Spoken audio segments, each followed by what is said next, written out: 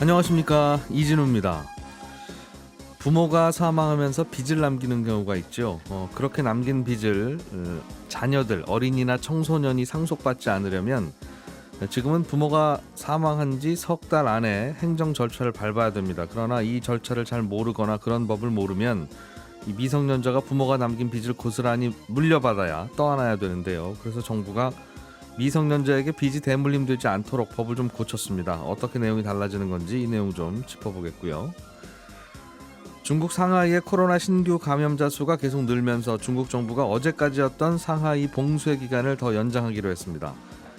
상하이에 사는 분들 입장에서는 불편함이 더 커졌을 텐데 이게 경제적인 측면에서 봐도 세계 최대의 컨테이너 항구인 상하이항의 물동량이 급감하면서 즉 하역이 잘 안 되면서 공급망 차질이 더 길어질 것 같습니다. 이 내용도 자세하게 들어보겠습니다. 한국의 3월 소비자 물가지수가 작년 3월에 비해서 4% 정도 올랐습니다. 국제 유가가 많이 오른 게 영향을 줬다는 게 설명인데 국제 유가가 많이 오르면서 국내 휘발유 가격과 경유 가격이 오르니까 정부가 다음 달부터는 휘발유 경유에 붙는 세금을 지금보다 조금 더 깎기로 했다는 소식까지 들려옵니다. 간단히 챙겨보겠습니다. 4월 6일 수요일 손에 잡히는 경제, 광고 없이 바로 시작합니다.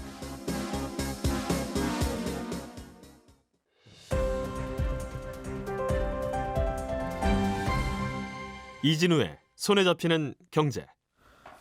네, 경제 뉴스들 정리하겠습니다. 오늘도 박세훈 작가, 김현우 소장, 오늘 두 분만 나오셨네요. 어서 오십시오. 네, 안녕하세요. 네, 두 분으로도 충분하죠 뭐. 제가 2인분이니까요.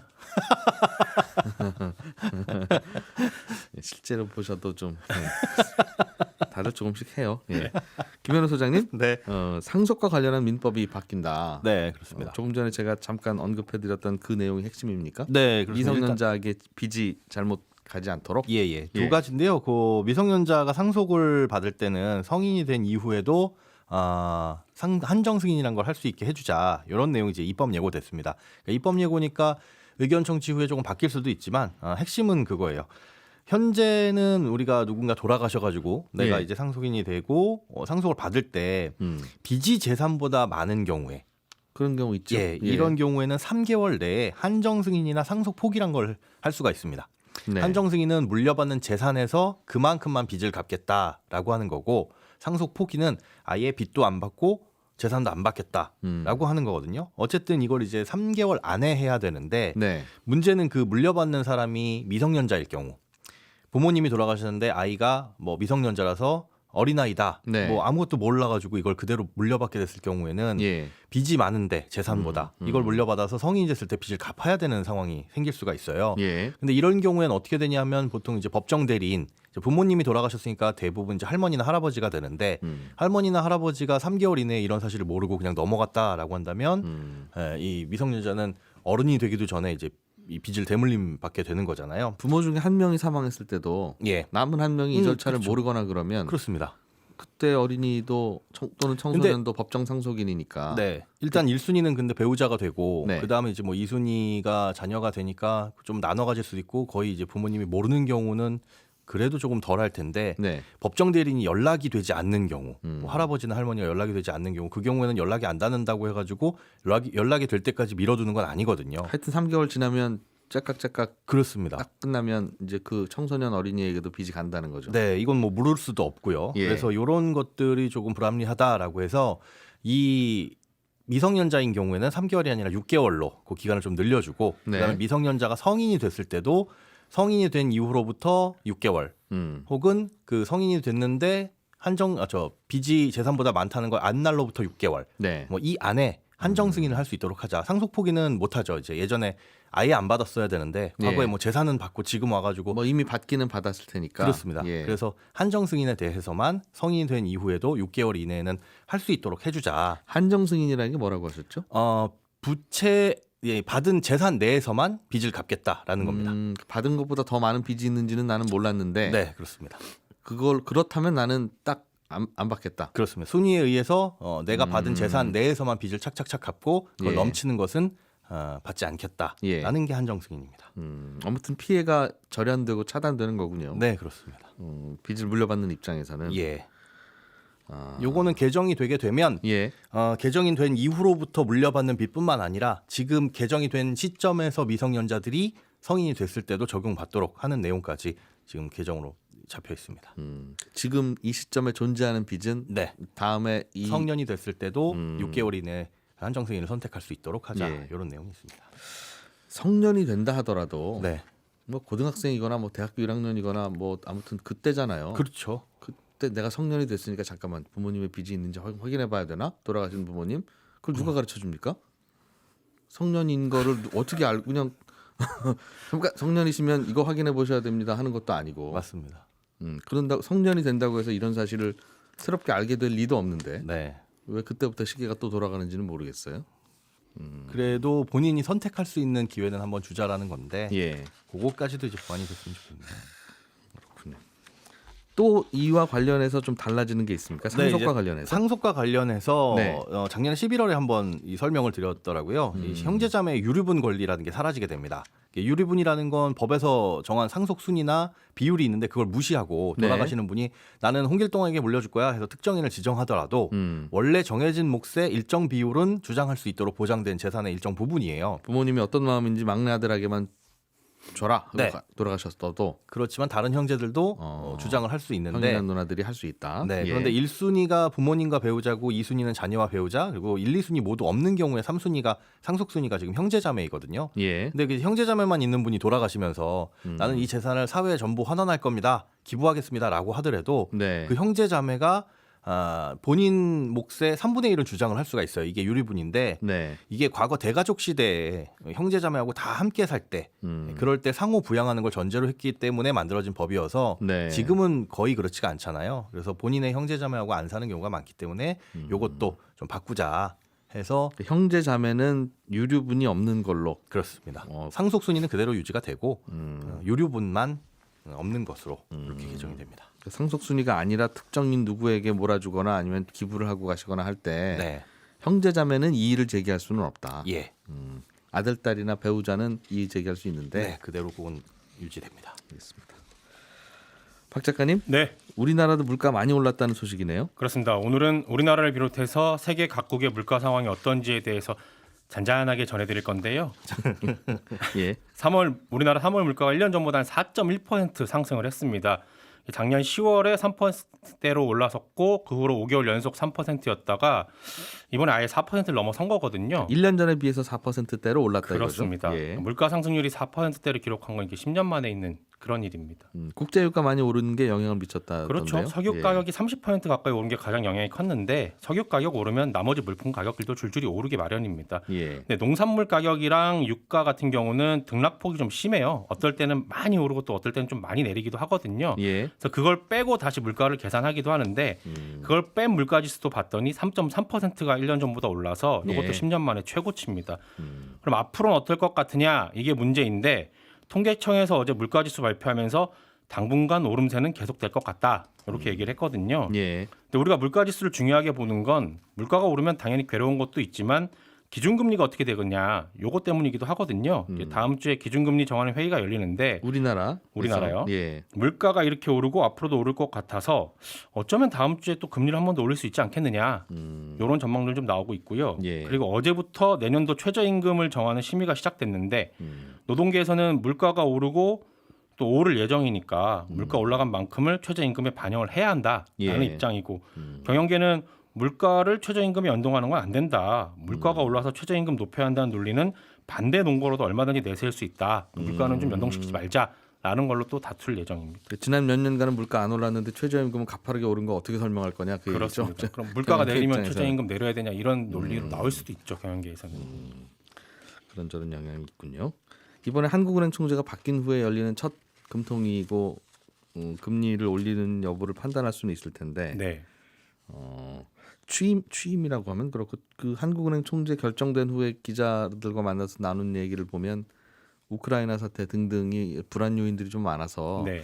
금리를 올리는 게 어떨지 좀 생각 좀 해봐야 된다는 뉘앙스로 이야기를 하긴 했더군요. 그렇습니다. 어제 밤에 있었던 연준의 2인자가 또 예. 긴축을 좀 더 빨리 하겠다라고 얘기하는 바람에 뉴욕 증시를 하락 마감을 하긴 했는데 네. 미국이 빠르게 올리는 만큼 우리나라도 빠르게 올리지 않겠느냐라는 자주 안 따라갈 나옵니다. 수는 또 없죠. 네. 알겠습니다. 국제 유가가 많이 뛰어서 휘발유 경유 가격도 많이 오르고 그러니까 정부가 할 수 있는 거는 가격에 포함된 세금을 일단 좀 깎아서 그렇죠. 충격을 덜하게 해드리겠습니다 정도일 텐데 네. 그걸 좀 더 고민하나 봐요. 그렇습니다. 유류세는 작년 11월부터 20% 인하 중인데 네. 여기서 10%포인트를 더 낮추기로 한 겁니다. 세일 폭을 늘린다. 그렇습니다. 유류세는 탄력세율이라서 30%까지는 위아래로 조정을 할 수가 있거든요. 예. 쓸 수 있는 카드 이제 다 쓰는 겁니다. 추가 인하 기간은 5월부터 7월까지 석 달인데요. 네. 유류세를 20% 인하 중인 지금 기준에서 휘발유는 최대 리터당 한 83원 정도, 경유 같은 경우는 한 58원 정도 떨어질 수 있다라고 네. 이론적으로는 나옵니다. 그러니까 리터당 10km 연비로 하루 40km 운행한다면 휘발유 기준으로 월 10,000원 정도 내려간다라고 어제 언론들이 설명을 하긴 했는데 네. 그러면 좋겠는데 실제로 그 효과가 얼마나 나올지는 좀 두고 봐야 합니다. 왜냐하면 정부가 세금을 깎아준다고 해도 실제로 가격을 내릴지 말지는 주유소 사장님 마음이거든요. 현장 가격은 어차피 경쟁이든가 그러니까. 그렇습니다. 예. 물론 정부 입장에서는 우리나라의 주유소 중에 한 20% 정도가 직영이거나 아니면 알뜰 주유소니까 그런 곳들은 세금 인하한 만큼 바로 가격을 내릴 거다.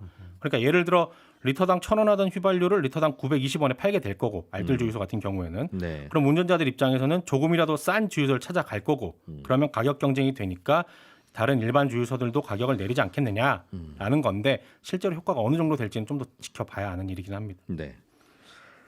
우리나라뿐만 아니라 다른 나라들도 물가가 많이 오르긴 오른대요. 엄청 오르고 있죠.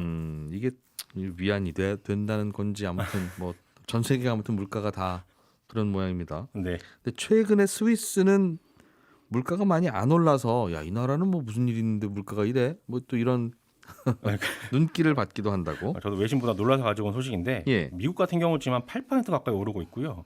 프랑스도 한 4.5%, 이탈리아, 오스트리아, 뭐 독일 이런 것들도 6% 후반에서 7% 가까이 전년 대비 올랐거든요. 3월 달에. 네. 참고로 터키도 어제 물가 지수를 발표했는데 3월 달 거. 여기는 작년 3월보다 60% 올랐습니다.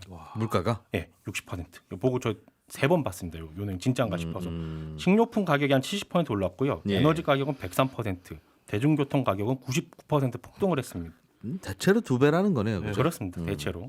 근데 스위스의 3월 물가를 보면요. 작년 네. 3월에 비해서 0.4%포인트 올라서 2.4%입니다. 와. 물론 이 수치도 스위스 국내적으로는 10년 만에 가장 많이 오른 거긴 한데 예. 다른 나라에 비해서는 지금 꽤 많이 안 오르고 있는 거죠. 이게 어떻게 그래요? 그러니까 물론 나라마다 물가 상승률이 다르긴 한데 지금 숫자 알려주신 거 보니까 네. 그러니까 터키는 또 어떻게 그런가 싶기는 한데 네. 전 세계 경제가 거의 하나일 텐데 지금은. 그렇죠. 한 세트로 돌아가죠. 그러니까 중국에서 물건 못 만들면 이 나라도 그 물건 없고 저 나라도 그 물건 없으니 네. 당연히 물가가 올라가는 폭도 비슷하지 않을까 그렇죠. 하는 생각이 천연가스가 드는데. 없으니까 천연가스 가격도 오르고 그래서 물가도 오르는데 네. 이게 블룸버그에서 보도한 내용인데요. EU에 대해서 이렇게 설명을 합니다. 두 가지인데 네. 하나는 스위스 돈 프랑의 가치가 많이 올랐다라는 겁니다. 보통 안전 통화 자산으로 미국 달러, 일본 엔화 그리고 스위스 프랑을 뽑는데 네. 유럽에서 뭔 일이 나면 중립국인 스위스 돈의 가치가 올라가는 경향이 있거든요. 그나마 그 돈은 안전하니까 그렇습니다. 그 나라는 전쟁 안 할 테니. 그렇습니다. 실제로 4월 들어서 조금 떨어지긴 했지만 최근에 꽤 많이 가치가 올랐거든요. 근데 러시아 사태 그렇죠. 그 무렵에 그 나라 돈 가치가 오르게 되면 수입 물품 가격이 상대적으로 떨어지기 때문에 네. 그것 때문에 아무래도 물가 상승 압박이 좀 덜했다라는 게 첫 번째 이유고요. 네. 두 번째 이유는 스위스가 전기를 만드는 방식이 약간 좀 독특합니다. 다릅니다. 다른 나라랑. 스위스는 호수랑 강 그리고 산이 많아서 네. 전기를 만드는 한 대략 60% 정도는 수력 발전, 정확하게 양수 발전인데 네. 수력 발전으로 만듭니다. 그리고 나머지는 원자력, 태양광, 풍력 이런 순으로 전기를 만들고요. 그 러시아 가스랑 무관하군요. 무관합니다. 이 나라는. 천연가스랑 석탄 발전 비중 1%가 안 됩니다. 스위스는.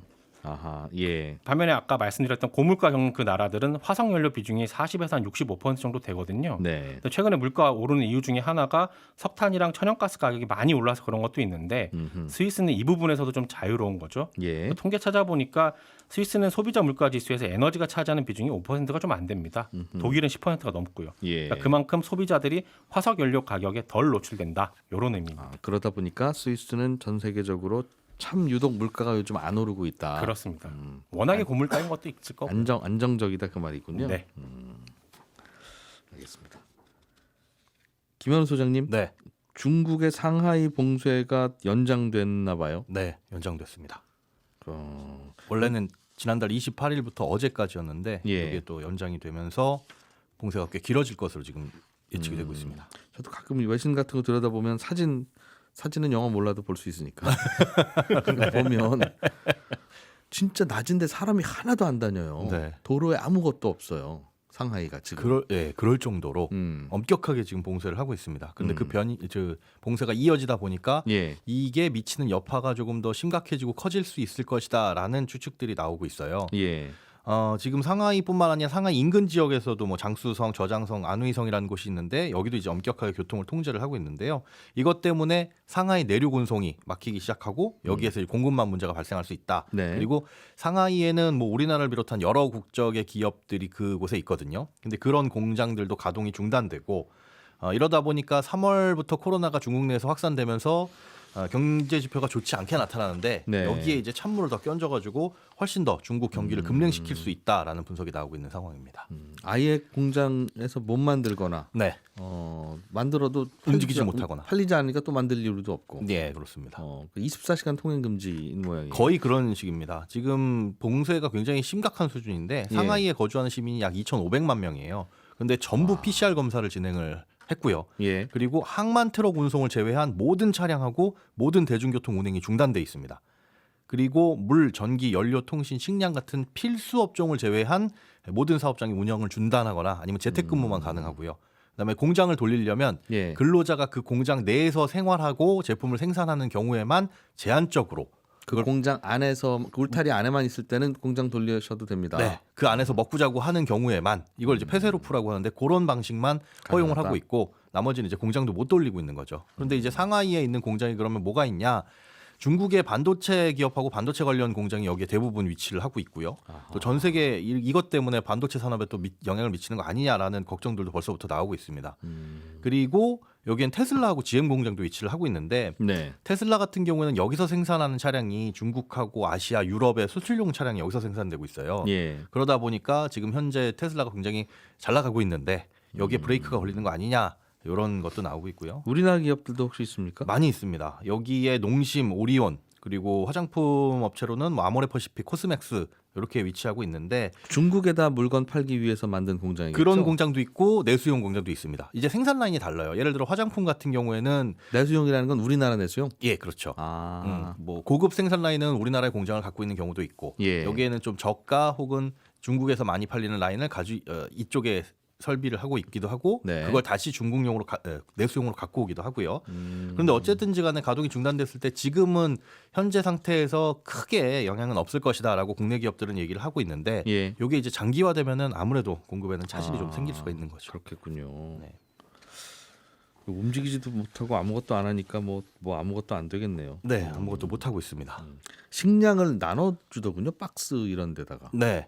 그렇게 나눠주고 다른 곳에서 갖고 오기도 하는데 그것들이 아까 말씀드린 대로 뭐 컨테이너선이나 이런 화물선이나 식량 같은 경우에는 좀 통제를 허용한다라고 했는데 예. 그것마저도 현지에서는 좀 쉽지 않다라는 얘기가 나오고 있긴 합니다. 외신에 나와 있는 사진들은 상하이 앞바다 사진을 보여주는데 네, 거기에 배가 둥둥 떠 있죠. 예, 거기 그 항구가 원래 컨테이너 내리고 사실 뭐 싣고 하는 양이 전 세계에서 제일 많은 예, 항구인데 그렇습니다. 거기도 올스톱이 됐다. 항만은 사실 그런데 폐쇄를 안 했어요. 네. 그런데 항만을 폐쇄하지 않고 배가 그렇게 둥둥 떠 있는데도 컨테이너 운임은 계속 지금 떨어지고 있거든요. 오히려 11주 동안 연속 하락하고 있습니다. 그러니까 기존의 항만이 폐쇄될 때를 보면 컨테이너선이 정체가 지금처럼 생기면서 네. 쭉쭉 올라갔었습니다. 운임이. 다른 곳에 쓸 배도 땡겨와가지고 쓰기도 하고 이런 예. 것들 때문에 작년 5월하고 7월을 보면 컨테이너 운임 지수가 한 달간 뭐 11%, 6%씩 각각 상승을 했었어요. 예. 그런데 지금은 오히려 11주 연속 계속 떨어지고 있는 겁니다. 왜 그렇죠? 이에 대해서 우리나라 해양진흥공사에서도 긴급하게 보고서를 엊그제 내놨는데 보니까 작년 같은 경우에는 산업활동하고 도시기능은 정상적으로 이루어지고 있는 상황에서 항만만 막혀있는 그런 조치가 내려진 겁니다. 그러니까 수출화물은 계속 공급이 돼가지고 배는 나가야 되는데 또 배도 들어와야 되는데 배가 없으니 배값이 올라가는데 맞습니다. 거기가 막혀가지고 배가 부족하니까 배값이 올라갔는데 지금은 반대로 항만의 선박 입출입은 가능하고 세관도 정상적으로 작동은 하고 있어요. 예. 그리고 정기적으로 운항하는 주요 선사의 컨테이너선들도 평소처럼 운행이 되고 있는데 네. 문제는 이제 선전이라든가 상하이 같은 경우에는 도시가 폐쇄돼서 아까 같이 공장도 못 돌고 있기 때문에 네. 생산도 안 되고 그걸 생산한다고 하더라도 트럭으로 운송이 안 됩니다. 앞서 항만 트럭 운송은 운행이 가능하다라고 말씀을 드리긴 했는데 코트라에서 지금 확인한 바로는 차량 운행을 위한 통행증 발급이 돼야 돼요. 그런데 그 통행증을 발급받더라도 발급도 쉽지 않을 뿐더러 도시 간에서 도시를 이동할 때 격리되는 경우도 있어가지고 트럭 기사들이 예. 그래서 운송이 쉽지 않다. 지금 내륙 운송이 막혀 있는 상태입니다. 부두까지 물건이 안 가서 네.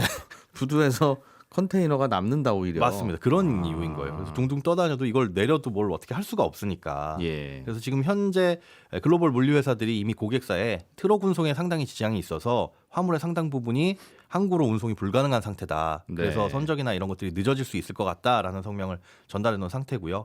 그래서 이제 상하이 인근의 다른 항으로 물류를 조금 배분하고 있기는 한데 네. 해당 지역의 방역 통제도 아까 말씀드린 대로 심해지고 있다 보니까 거기도 이제 선박이 몰리면서 일어나는 정체 현상이 발생하고 있다. 또 예. 공급망 이슈가 일어날 수 있다라는 우려가 나오고 있습니다. 뭐 난리군요. 예. 근데 그런데도 잘 안 잡히는 모양이에요. 예, 그렇게 철저하게 통제를 하는데도 중국의 지금 확진자 수가 코로나 2020년 한 2월, 3월 정도에 이제 중국에서 굉장히 하루에 뭐 15,000명 정도 확진이 됐었잖아요. 네. 상하이에서 지금 13,000명 정도 확진이 나오고 있거든요. 매일매일. 그때와 그때와 비슷한 수준으로 일어나고 있다. 물론 이제 초기에 검사를 한꺼번에 많이 했기 때문에 그런 이유도 있을 텐데 네. 아무래도 장기화될 수도 있다 봉쇄가 이런 우려가 나오고 있습니다. 예. 박 작가님이 준비한 소식 하나만 더 보죠. 한 네. 2분 정도 시간이 있는데 전기차가 요즘 많이 늘어나고 있다. 이거는 뭐 뉴스 아닌데 그렇습니다. 생각보다 많이 늘어난다. 그렇습니다. 와, 이렇게 빨리 늘 거는 예상 못했는데? 네, 라는 소식이죠. 그렇습니다. 어제 나온 보고서를 보니까 작년에 팔린 전기차가 모두 666만 대 정도 됩니다. 네. 근데 재작년에 팔린 걸 보니까 330만 대 정도 팔렸거든요. 전 세계에서 그렇습니다. 예. 그러니까 작년에 재작년보다 2배가 넘게 전기차가 팔린 거죠. 예. 단순히 숫자만 는 게 아니라 전체 자동차 판매량에서 차지하는 점유율도 높아졌는데 전기차 점유율이 17년에는 한 1% 정도였거든요. 100대 팔리면 한 대가 전기차. 그렇죠. 예. 그러다가 꾸준히 올라서 작년에는 8% 정도까지 올라온 겁니다. 음. 그래서 올해 과연 점유율이 10%를 넘어설 것이냐, 예. 이게 또 하나의 관전 포인트가 되고 있는데요. 또 하나 봐야 될 건 작년에 팔린 전기차의 절반이 중국에서 판매가 됐다라는 겁니다. 네. 그 다음이 유럽에서도 독일에서 판매가 많이 됐고, 그리고 또 하나 또 전기차 시장에서 변화가 생긴 게 미국에서 판매량이 많이 늘었다라는 건데요. 여기도 2년 전보다 2배 넘게 팔려서 한 67만 대 정도가 미국에서 판매가 됐습니다. 어허. 예. 참고로 한국은 13만 대 정도 팔려서 글로벌 순위에선 9위고요. 예. 그러니까 중국하고 독일 그리고 미국이 전기차 판매 3대 시장이 되고 있는데 전 세계에서 네, 예. 이유는 어찌 보면 간단합니다. 세 나라 모두 전기차 살 때 정부가 보조금을 많이 주고 있고요. 자기네 나라에서 만드는 전기차는 조금 더 우대를 해주고 네. 세금도 왕창 깎아준다는 겁니다. 그러니까 전기차 시장이라는 건 정부가 어느 정도로 그 시장을 키울 것이냐에 따라서 앞으로 판도가 또 달라질 수도 있다. 이런 얘기입니다. 그렇군요. 전기차가 생각보다 빠르게 미국에서 늘고 있고 네, 중국, 독일 그렇습니다. 쪽이다. 예, 여성시대 이후에 바로 이어지는 손에 잡히는 경제 플러스에서 저는 또 한 번 인사드리겠습니다. 이진우였습니다. 고맙습니다.